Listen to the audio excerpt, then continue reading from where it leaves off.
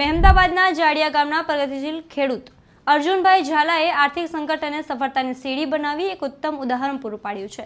Corona કાળમાં નોકરી ગુમાવ્યા બાદ તેમણે મધમાખી પાલન અપનાવી આજે વૈશ્વિક 1.50 કરોડની આવક સાથે ખેડા જિલ્લામાં મધુક્રાંતિ સર્જી છે।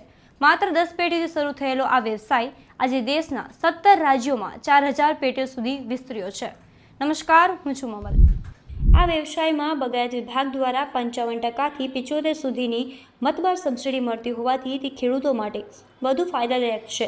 મધમાખી પાલન દ્વારા માત્ર શુદ્ધ મધ જ નહીં પરંતુ મીણ, ઔષધિઓ અને સાબુ જેવા મૂલ્યવર્ધિત ઉત્પાદનો પણ મોટી આવક મેળવી શકાય છે।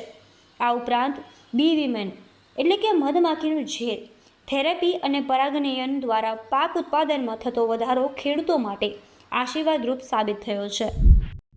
મધમાખીની શરૂઆત મેં કોરોના કાળમાં નોકરી ગુમાવ્યા પછી આત્મનિર્ભર બનવાનું મોદી સાહેબનું સ્લોગન હતું, તો એવો વિચાર આવ્યો કે આપણે પણ આત્મનિર્ભર બનીએ। તો અમે ઘણી બધી દિશાઓમાં તપાસ કરી, તો આપણે ખેતી સાથે જ જોડાયેલો વ્યવસાય એવો મધમાખી, તો પછી અમે ખેડૂતના દીકરા છીએ, તો આ જ વ્યવસાય અમે પસંદ કર્યો અને આજે વર્ષે લગભગ અમારું મધનું અને મધપેટી સેલિંગનું લગભગ વર્ષે 2 કરોડની આસપાસનું ટર્નઓવર થતું હોય છે।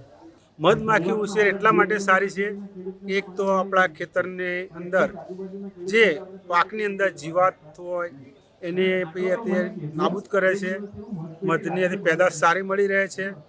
બીજું કે મધમાખીથી આપણને સારા એવા એ મળી રહ્યા હોય છે, એટલે હું માનું છું કે મધમાખી આપણું સાઈડ ઇન્કમ વધારી રહી છે।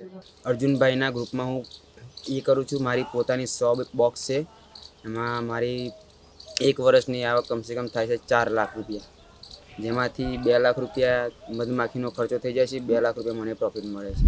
આ સમગ્ર મામલે આપ શું વિચારો છો? કોમેન્ટ કરીને અમને જરૂરથી જણાવજો। અત્યાર માટે બસ આટલું જ। ધન્યવાદ।